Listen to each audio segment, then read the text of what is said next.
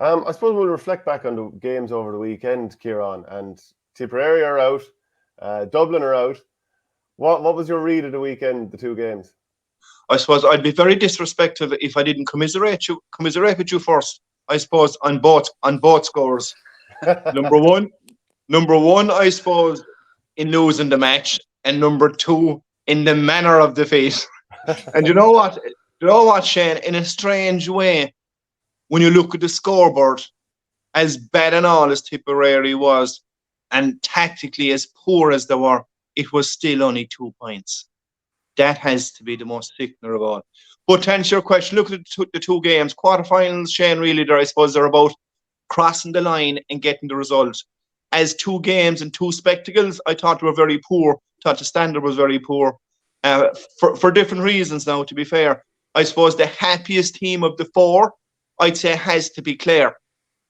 Because they're the one team that are kind of progressively improving nice and quietly all the time. So from that point of view, and with Dublin, Shane, Dublin, you see, the Clare and Dublin game, you don't know what Dublin are going to come with. And Clare, their forwards are improving, Duggan's improving, O'Donnell is improving, Taylor is improving, Rogers is improving. So all Clare have to do really is to get a full bill of health, and we have a small little repeat of last year, and let's see where that's going to bring them. But can we expect Clare to be as good?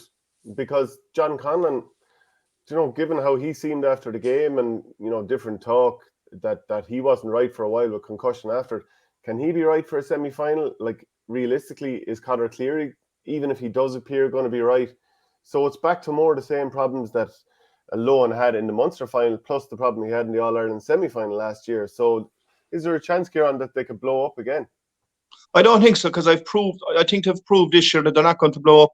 I suppose last year they did blow up, an academic Munster final. There's much point taking part in an outstanding Munster final unless you can back it up. And last year they didn't back it up, but this year they have proven, they have backed it up. Conlon, from listening, he was walking around at halftime, concussion. I'd say Conlon will be right. Cleary, I don't actually know. So they have a bit of an issue defensively, because as a team, when they're on the ball, they defend beautiful and they defend very silky. But when there's a bit of a squeeze put on, and when you have to defend correctly, and I'll give an example, the Galway goal, I suppose, looking at Cathal Barr, how he defended Michael Breen, poor defending, not smart defending, and I suppose, the art in defending correctly is going to play a huge part in Clare going forward. Michael?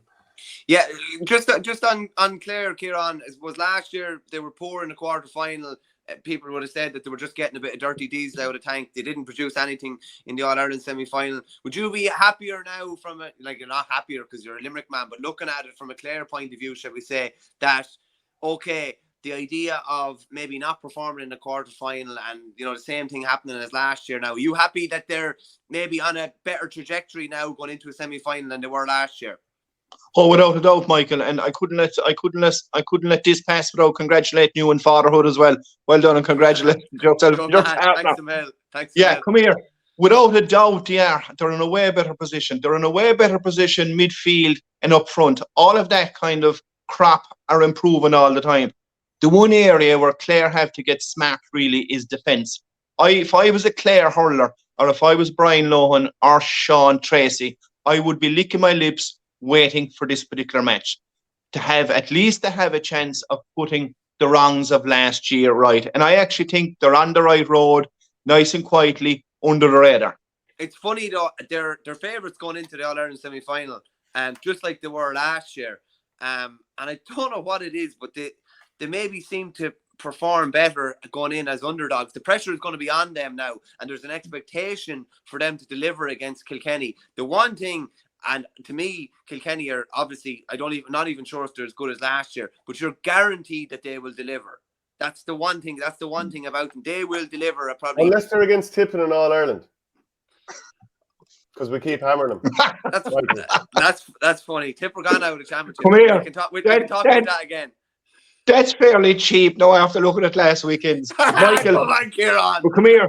No, but you're right, because the one thing, and I suppose it's the deep love I have for Kilkenny down through the years, irrespective of their performance, irrespective of certain players underperforming, the one thing you'll always get from Kilkenny, and they've been extremely consistent, they'll be honest and they'll empty both tanks. That's a given. But the one thing they have, and you're right, Michael, you'll be kind of looking at, are they better than last year? I suppose the one thing you can say about them, their squad appears to be a lot stronger and they have a lot more options.